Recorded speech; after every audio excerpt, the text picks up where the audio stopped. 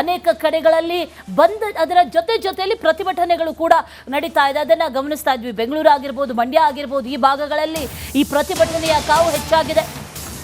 ತಮಿಳುನಾಡಿಗೆ ಯಾವುದೇ ಕಾರಣಕ್ಕೂ ಕೂಡ ನೀರು ಹರಿಸಬಾರದು ಅಂತ ಕಹಳೆಯನ್ನ ಮೊಳಗಿಸಿದ್ದಾಗಿದೆ. ಕಾವೇರಿಗಾಗಿ ಕನ್ನಡ ಪರ ಸಂಘಟನೆಗಳಿಂದ ಬಂದ್ಗೆ ಕರೆ ನೀಡಲಾಗಿದೆ. ವಾಟಾಳ್ ನಾಗರಾಜ್ ಬಣದಿಂದ ಇವತ್ತು ಕರ್ನಾಟಕ ಬಂದ್, ಅದರ ಜೊತೆಯಲ್ಲಿ ಟೌನ್ ಹಾಲ್ನಿಂದ ಫ್ರೀಡಂ ಪಾರ್ಕ್ ವರೆಗೂ ಕೂಡ ಪ್ರತಿಭಟನಾ ರ್ಯಾಲಿ ಕೂಡ ನಡೆಯುತ್ತೆ. ಈ ರ್ಯಾಲಿಯ ಹಿನ್ನೆಲೆಯಲ್ಲಿ ಟೌನ್ ಹಾಲ್ ಬಳಿಯಲ್ಲಿ ಬ್ಯಾರಿಕೇಡ್ ಹಾಕಿ ಭದ್ರತೆಯನ್ನ ಕೂಡ ಈಗ ಪೊಲೀಸರು ನೀಡಿದ್ದಾರೆ. ಬೆಳಗ್ಗೆ 6 ಗಂಟೆಯಿಂದ ಸಂಜೆ 6 ಗಂಟೆಯವರೆಗೂ ಕೂಡ ಬಂದ್ಗೆ ಕರೆ ನೀಡಿದ್ದಾರೆ.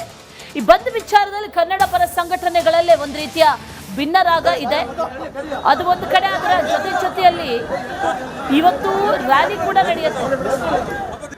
ಟೌನ್ ಹಾಲ್ನಿಂದ ಫ್ರೀಡಂ ಪಾರ್ಕ್ ವರೆಗೂ ಕೂಡ ರ್ಯಾಲಿ. ಹಾಗಾಗಿ ಪೊಲೀಸರು ಈಗ ಭದ್ರತೆಯನ್ನ ಕೂಡ ಹೆಚ್ಚಿಸಿದ್ದಾರೆ. ಯಾವುದೇ ರೀತಿಯ ಅಹಿತಕರ ಘಟನೆಗಳು ನಡೀಬಾರದು, ಜನರಿಗೆ ತೊಂದರೆ ಆಗಬಾರ್ದು, ಸಾರ್ವಜನಿಕರಿಗೆ ತೊಂದರೆ ಆಗಬಾರ್ದು ಅನ್ನುವಂತಹ ನಿಟ್ಟಿನಲ್ಲಿ ಯಾವುದೇ ರೀತಿಯ ಸಮಸ್ಯೆಗಳು ಆಗದಂತೆ ಪೊಲೀಸರು ಕೂಡ ಈಗ ಕಟ್ಟೆಚ್ಚರವನ್ನು ವಹಿಸಿದ್ದಾರೆ. ಯಥಾಸ್ಥಿತಿಯಲ್ಲಿ ಕಂಡು ಬಂದರೂ ಕೂಡ ಸಮಯ ಕಳೆದಂತೆ ಈ ಬಂದ್ನ ಕಾವು ಹೆಚ್ಚಾಗ್ತಾ ಇರೋದನ್ನ ಗಮನಿಸ್ತಾ ಇದ್ದೀವಿ. ಸಾರಿಗೆ ವ್ಯವಸ್ಥೆ ಇದೆ, ಖಾಸಗಿ ಸಾರಿಗೆ ವ್ಯವಸ್ಥೆ ಕೂಡ ಇರೋದ್ರಿಂದ ಸಾರ್ವಜನಿಕರಿಗೆ ಯಾವುದೇ ರೀತಿಯ ಆತಂಕ, ಭಯ ಬೇಡ.